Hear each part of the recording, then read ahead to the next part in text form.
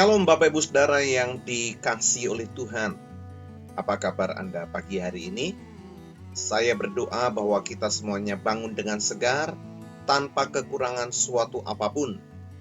Mari sebelum kita melanjutkan kehidupan kita di hari ini, kita hampiri Tuhan di dalam saat teduh kita untuk merenungkan firman Tuhan. Sebab kita percaya bahwa manusia tidak hidup dari roti saja, tapi juga dari setiap firman yang keluar dari mulut Allah. Pagi hari ini kita akan merenungkan firman Tuhan dalam Yesaya 26 ayat yang ketiga. Yang hatinya teguh, kau jagai dengan damai sejahtera, sebab kepadamulah ia percaya. Haleluya.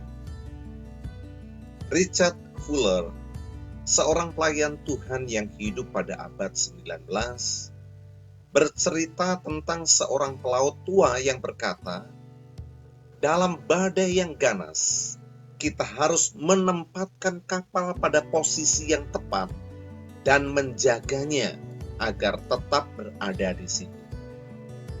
Fuller berkata, para pengikut Kristus seperti itulah yang harus kalian lakukan. Kalian harus menempatkan jiwa kalian pada satu posisi dan menjaganya. Kalian harus tetap bergantung pada Tuhan, sebab Dialah Bapa kita. Dan ketika berbagai hal menghadang, misalnya angin ribut, gelombang laut yang membentang, petir, kilat, batu karang, apapun itu, kalian harus berpegang teguh pada kesetiaan Tuhan dan kasih-Nya yang tiada berkesudahan. Hari-hari ini semakin lama semakin banyak orang yang kehilangan damai sejahtera dalam hidupnya. Hidup yang berat dan keras menimbulkan tekanan bagi mereka. Ada banyak pula yang harus melakukan sesuatu yang tidak sesuai dengan panggilannya karena merasa tidak punya pilihan lain. Stres, depresi, berbagai kecemasan itu dengan cepat bisa merampas damai sejahtera dari hidup kita. Hidup pun menjadi getir, senyuman hilang dari wajah kita, emosi cepat tersulut, dan banyak hal masalah kejiwaan yang timbul. Seperti itukah Tuhan menginginkan kita? Tentu saja tidak. Tuhan ingin kita hidup penuh dengan damai sejahtera yang menghasilkan sukacita.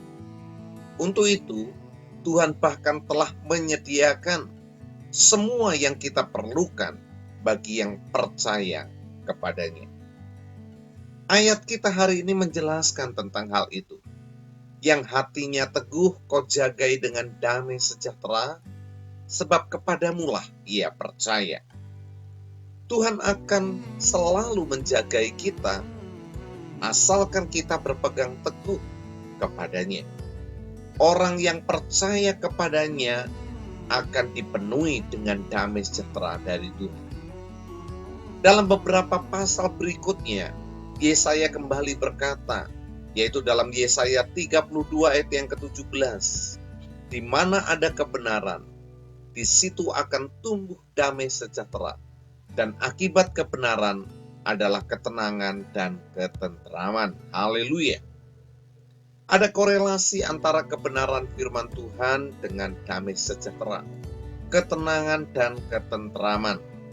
Kita akan sulit hidup dengan perasaan stres, takut, atau cemas. Tapi bagi orang yang percaya, bagi anak-anaknya yang selalu hidup dengan menggantungkan iman percayanya kepada Tuhan, ada damai sejahtera yang membawa ketenangan dan ketenteraman.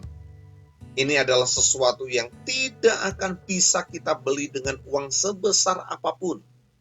Dan itu bukan berasal dari situasi dan kondisi, melainkan berasal dari Tuhan dan kebenaran firman-Nya. Damai sejahtera sejati sesungguhnya hanya berasal dari Allah. Itu berarti Tuhan sanggup mengaruniakan damai sejahtera dan ketenangan kepada siapapun yang teguh hatinya untuk bertumpu kepada Tuhan. Itulah yang menjadi dasar untuk menerima damai sejahtera yang berasal dari Tuhan dan bukan bergantung kepada keadaan yang kita alami saat kita di dunia ini. Dengarlah apa yang Tuhan Yesus katakan di dalam Yohanes pasal 14 ayat yang ke-27. Damai sejahtera ku tinggalkan bagimu, damai sejahteraku ku berikan kepadamu. Dan apa yang kuberikan tidak seperti yang diberikan oleh dunia kepadamu. Janganlah gelisah dan gentar hatimu. Demikian janji Yesus. Dan apabila Dia sudah berjanji, tentu hal itu pasti akan digenapi. Dalam pembukaan salah satu suratnya, Rasul Petrus mengatakan demikian, kasih karunia dan damai sejahtera melimpahi kamu oleh pengenalan akan Allah dan akan Yesus Tuhan kita. 2 Petrus 1 ayat yang kedua. Pengenalan akan Allah dan Tuhan Yesus akan membuat kita dilimpahi oleh kasih karunia dan damai sejahtera. Pikiran dan perasaan adalah salah satu titik lemah kita yang harus kita cermati. Saat kita terus berpikir akan beratnya masalah, fokus pada kesulitan, stres, cemas, depresi, atau berpikir negatif terhadap segala sesuatu atau terhadap setiap orang, semuanya itu bisa meracuni pikiran kita, sehingga lama-lama kita tidak lagi merasakan damai sejahtera di hati kita. Betapa ironisnya jika kita yang sudah percaya Tuhan Yesus Kristus masih juga terus dihantui masalah pikiran dan perasaan yang seperti itu. Seperti apa yang dikatakan oleh Rasul Paulus dalam 2 Korintus 10 ayat yang ke-5b, di mana kita harus bisa memusatkan pikiran kita pada Yesus, sumber damai sejahtera kita. Dia berkata, kami menawan segala pikiran dan menaklukkannya kepada Kristus.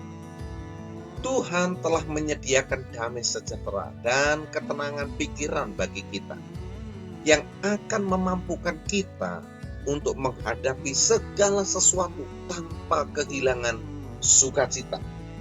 Yang dibutuhkan adalah iman kita untuk percaya penuh kepadanya. Tidak ada janji Tuhan yang tidak Dia genapi. Akan selalu ada situasi sulit dalam hidup kita.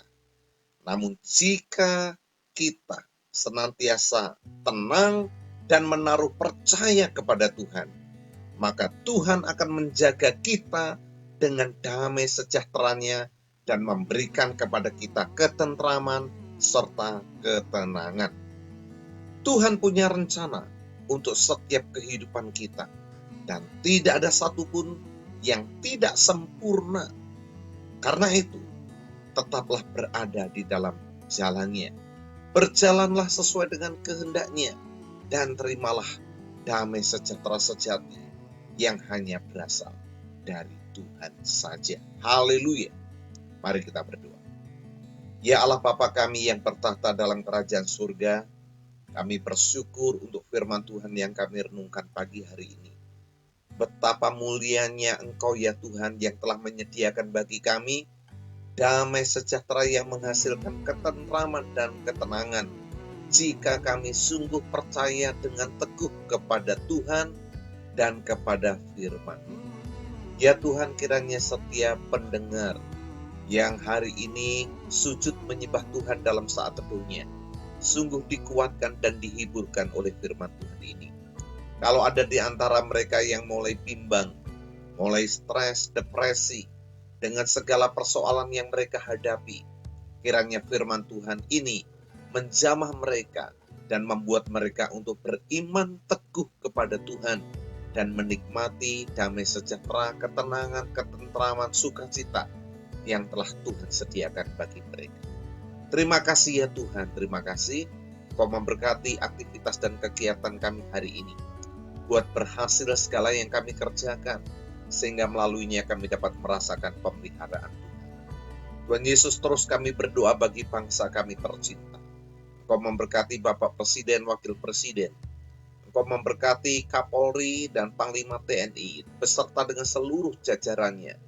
Biarlah Tuhan, ketenangan dan damai sejahtera bangsa kami dapat dilakukan dengan sepenuhnya dan sebaik-baiknya oleh mereka. Bapa kami di surga, kami menyerahkan untuk kegiatan kami hari ini, kiranya Tuhan menyertai kami dan membimbing kami, sehingga hati kami tetap tertuju kepada Tuhan, dan kami mengalami damai sejahtera dan sukacita yang daripada-Mu. Terima kasih banyak Tuhan, dalam nama Tuhan Yesus Kristus kami berdoa bersyukur. Haleluya, amin. Selamat pagi Bapak Ibu Saudara, selamat beraktivitas. Tuhan Yesus memberkati kita.